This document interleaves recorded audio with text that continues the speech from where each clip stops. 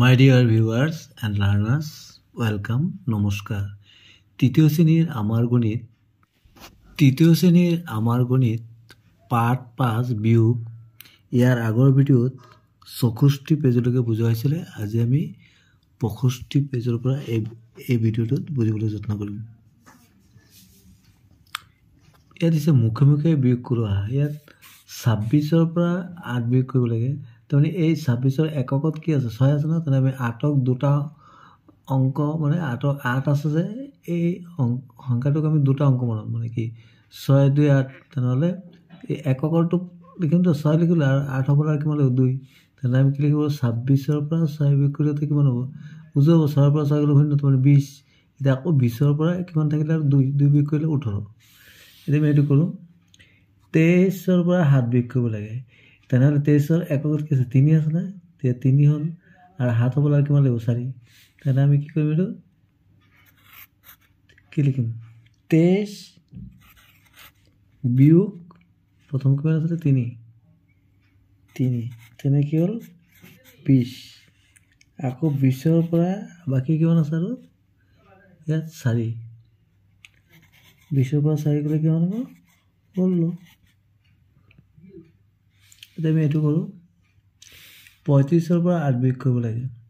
তো 35ৰ এককত কি আছে 5 আছে নহয়, তেনেহ'লে আমি 5 লিখোঁ ইয়াত।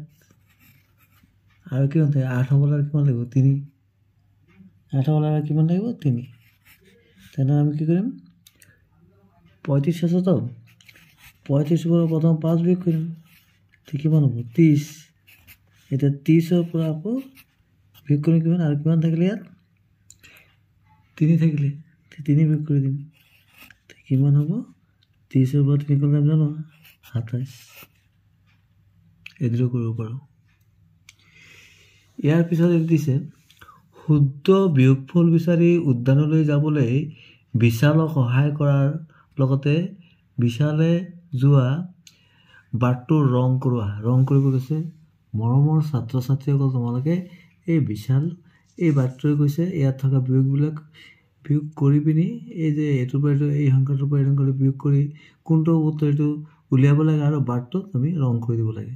তেনেহ'লে 634ৰ পৰা 421 বিয়োগ কৰিলে কিমান হয়, 4ৰ পৰা 4 ইয়াত এককত 4 আছে, ইয়াত এককত 1 আছে। 4ৰ পৰা 1 গ'লে 3, 3ৰ পৰা 2 গ'লে 1, 6ৰ পৰা 4 গ'লে 2। তেনে আমি আগতে বিয়োগখিনি কৰি লওঁ।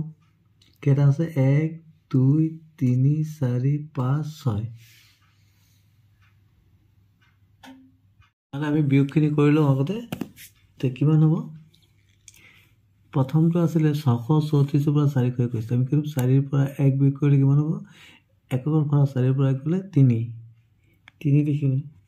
তাৰপিছত কিমান আছে 3ৰ পৰা 2 গ'লে 1, 6ৰ পৰা 4 গ'লে 2। ইয়াত আছে 6ৰ পৰা 2 গ'লে 4, 3ৰ পৰা 0 গ'লে 3, 4ৰ পৰা 2 গ'লে 2। তাৰপিছত এইটো ইয়াততো 2 আছে এককত, ওপৰত তাৰ তলত 5। তেনেহ'লে আমি 2ৰ পৰা 5 বিয়োগ কৰিব নোৱাৰিম, তো আমি ইয়াৰ পৰা 1 ধাৰ কৰিম। ইয়াত 3 কাটি লিখিম, আমি 2 লিখিম। তো ইয়াত কেৱল 1 ধাৰ কৰিলোঁ, 1 2 কিমান 12। 12ৰ পৰা 5 কৰি কিমান 7। ইয়াত আছে এতিয়া 2ৰ পৰা 1 গ'লে 1, ইয়াত 7ৰ পৰা 2 গ'লে 5, মানে 570।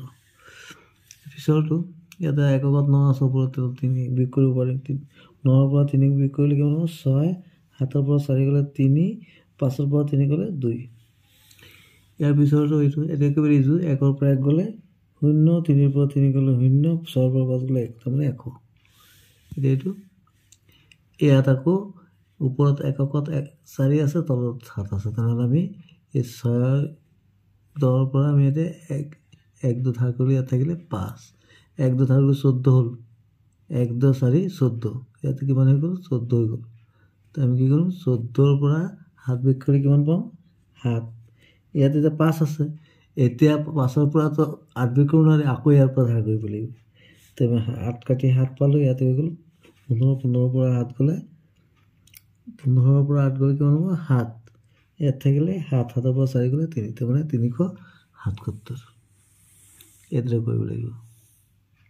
এতিয়া আমি চাম কোনটো পালোঁ। এতিয়া আমি ইয়াত এইটো কিমান হ'ব 634 পৰা 634 পৰা 421 বিয়োগ কৰিলে আমি কিমান পাইছিলোঁ 213 তো 213টো ক'ত আছে এইটো তাৰপিছত কি আছে 436 পৰা 202 বিয়োগ কৰিলে কিমান হ'ব এইটো কিমান পাইছিলোঁ আমি 234 তো 234টো ক'ত আছে 234 এইটো তেনেকৈ তাৰপিছত ধৰিলে এইটো 732 পৰা 215 732 পৰা 215 এইটো 732 পৰা 215 570 হ'ব তো 570 কোনটো আছে 570 এইটো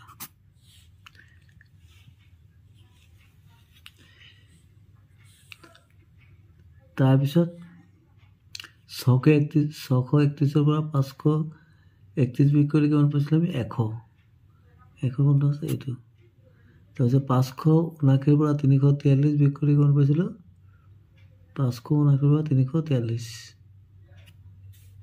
এইটো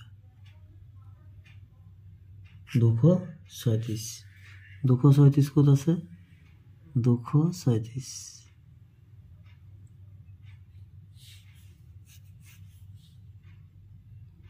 236টো ক'ত আছে এইটো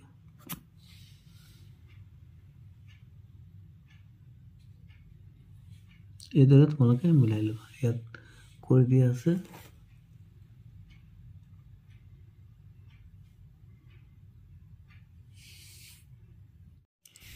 ইয়াৰ 66 পেজত দিছে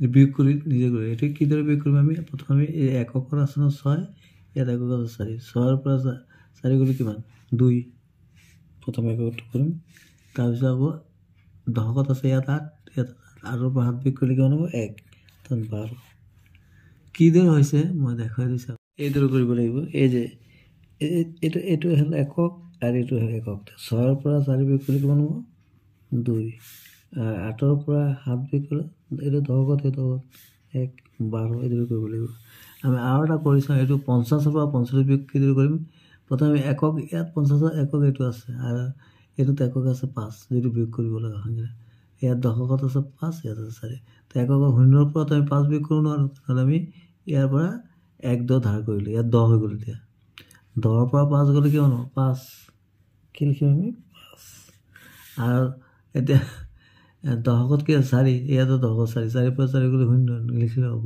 তাৰমানে 50ৰ পৰা 45 বিয়োগ কৰিলে বাকীবোৰ কৰোঁ ইয়াত আছে এককত আছে 9 ইয়াত এককত 9 পৰা 9 গ'লে 0 4 পৰা 4 গ'লে তাৰমানে এইটো 0 লিখিলে হ'ব এইটো 72 পৰা 0 গ'লে কি হ'ব এইটো 0 গ'লে 72 থাকিব এইটো 200ৰ পৰা 100 বিয়োগ কৰিলে 0 থাকিলে আৰু শতকত 2 আছে ইয়াত 1 আছে 2ৰ পৰা 1 গ'লে 1 তাৰমানে 1 হ'ল এতিয়া ইয়াত এইটো আমি দেখুৱাইছিলোঁ 50ৰ পৰা 45 বিয়োগ কৰিলে কিমান হৈছিলে 5 আৰু 70ৰ পৰা 60 বিয়োগ কৰিলে দশকত কি আছে ইয়াত 7 ইয়াত আছে 6 7ৰ পৰা 6 বিয়োগ কৰিলে 1 তাৰ 0টো একে থাকিব তাৰমানে কি হ'ল 10 তাৰপিছত 65ৰ পৰা 55 এককত 5 আছে 5ৰ পৰা 5 গ'লে 0 আৰু 6ৰ পৰা 5 গ'লে 1 তাৰমানে 10 তাৰপিছত 355ৰ পৰা 255 ইয়াত এককত 5 আছে ইয়াতে 5 আছে 0 হ'ল তাৰপিছত ইয়াত এককত 5 আছে এই দশকত 5 আছে ইয়াতো দশকত 5 আছে 5ৰ পৰা 5 গ'লে 0 আৰু 0 হ'ল তাৰপিছত ইয়াত আছে শতকত 3 ইয়াত শতকত 2 3ৰ পৰা 2 গ'লে 1 তাৰমানে কিমান হ'ল 100 এতিয়া আমি কৰোঁ আহোঁ ৰিণীয়ে দেউতাকৰ লগত 500 টকা লৈ বজাৰলৈ গ'ল তাৰে 250 টকাৰে এটা স্কুল বেগ আৰু 135 টকা দামৰ এখন কিতাপ কিনিলে বজাৰ কৰাৰ পাছত ৰিণীৰ হাতত কিমান টকা থাকিল তাৰমানে 500 টকা লৈ বজাৰলৈ গৈছিলে, 250 টকাৰে এখন বেগ স্কুল বেগ কিনিলে আৰু 135 টকাৰ কিতাপ কিনিলে। এতিয়া বজাৰ কৰাৰ পিছত ঋণীৰ হাতত কিমান টকা থাকিলে? একেবাৰে উজোতে আমি কি কৰিব লাগিব? প্ৰথমে মুঠ টকাটো আছিলে 500 আৰু খৰচ কিমান হ'ল উলিয়াব লাগিব, 250 আৰু 135।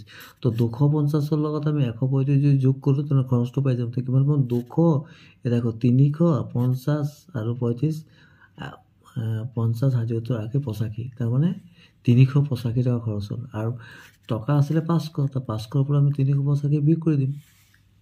এতিয়া আমি কৰোঁ, আমি এদিনেও কৰিব পাৰোঁ। টকা আছিল কিমান? 500 টকা।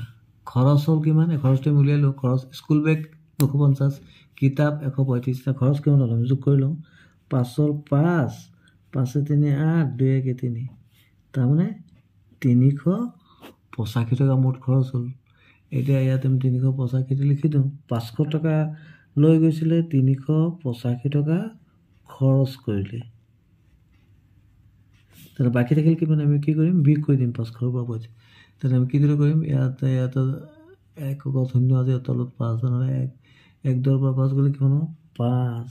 ইয়াত থাকিলে এতিয়া 9 9 পৰা গ'লে 1, ইয়াত থাকিলে 4 4 পৰা 3 গ'লে 1। তাৰমানে 115 টকা। 500 টকা লৈ বজাৰলৈ গৈছিলে, খৰচ কৰিলে 250 আৰু 135, খৰচ কৰিলে কিমান? 385 মুঠ। তাৰমানে 500ৰ পৰা 385 আমি বিয়োগ কৰি দিলোঁ, আমি কিমান পালোঁ? 115 টকা। তাৰমানে কিমান টকা হাতত থাকি গ'ল? 115 টকা।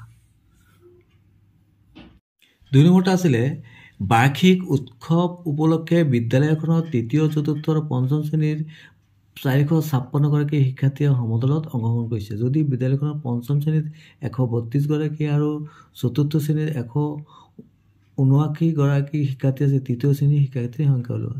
আমি কি কৰিম? প্ৰথমে আমি 5ম আৰু 4ৰ্থ শ্ৰেণীত কিমান ছাত্ৰ ছাত্ৰী আছে আমি কি কৰিম? যোগ কৰি ল'ম। তাৰপিছত মুঠ ছাত্ৰ ছাত্ৰীৰ সংখ্যাৰ পৰা এই যোগফলটো বিয়োগ কৰি দিলে আমি 3য় শ্ৰেণীৰ শিক্ষাৰ্থীৰ সংখ্যা পাই যাম।